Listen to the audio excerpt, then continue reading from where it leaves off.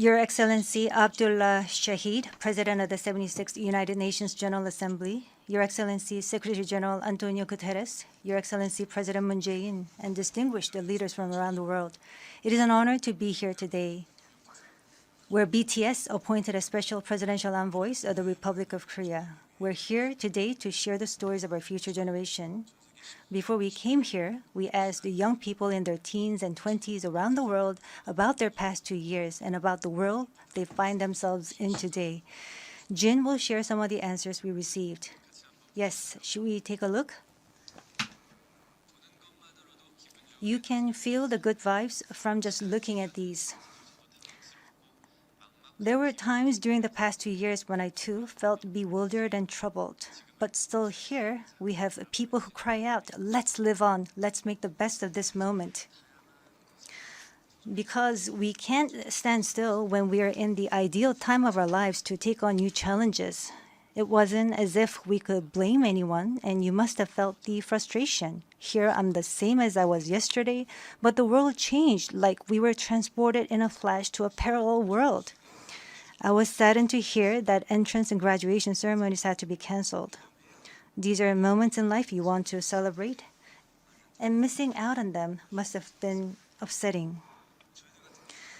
We were heartbroken when our long-planned concert tours were canceled.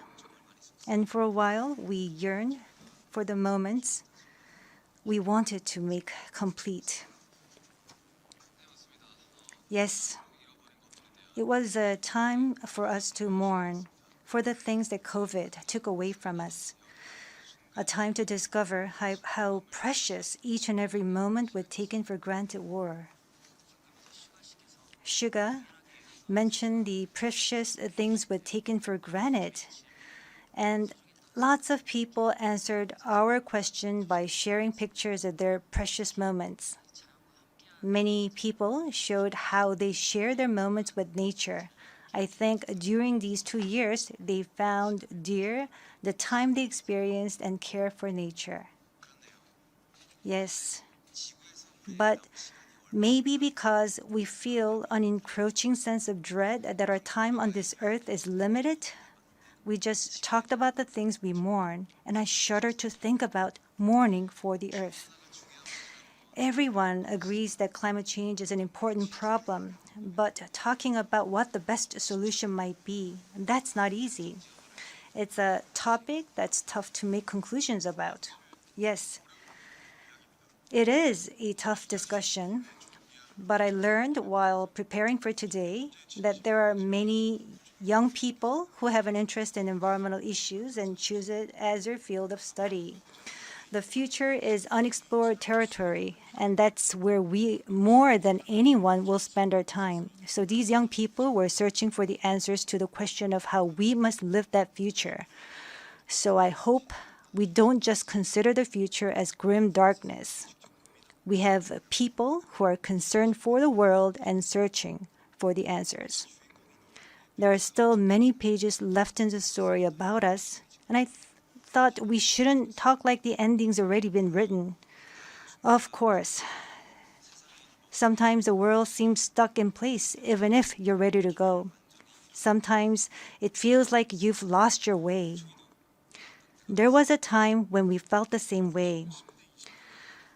I've heard that people in their teens and 20s today are being referred to as COVID's lost generation, that they've lost their way at a time when they need the most diverse opportunities and must try new things. But I think it's a stretch to say they're lost just because the paths they tread can't be seen by grown-up eyes.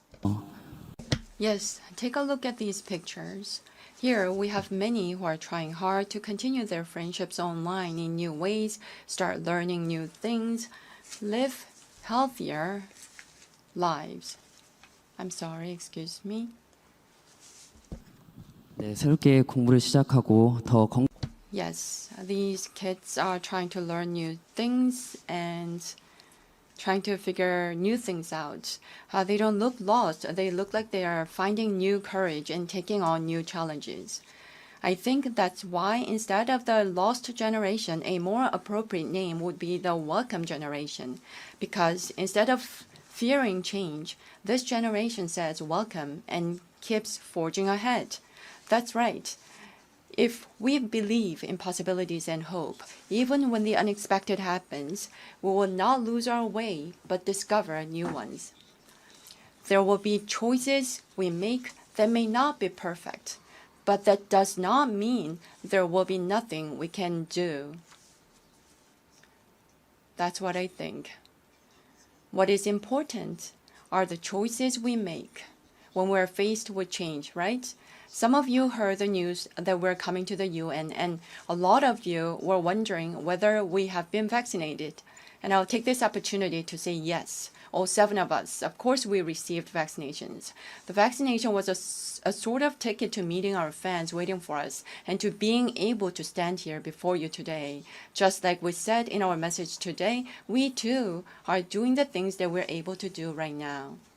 Like the vaccinations, efforts are continuously underway to keep this new reality going forward. And I think the day we can meet again face to face is not far away. Until then, I hope we can fill each of our days to the brim with positive energy.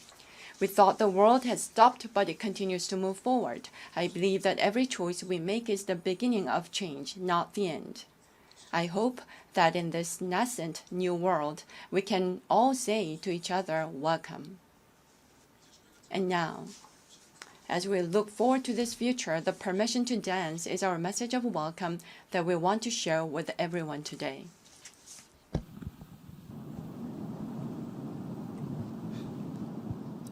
It's so that opinion when your heart's just like a drum, beating louder with no way to guard it.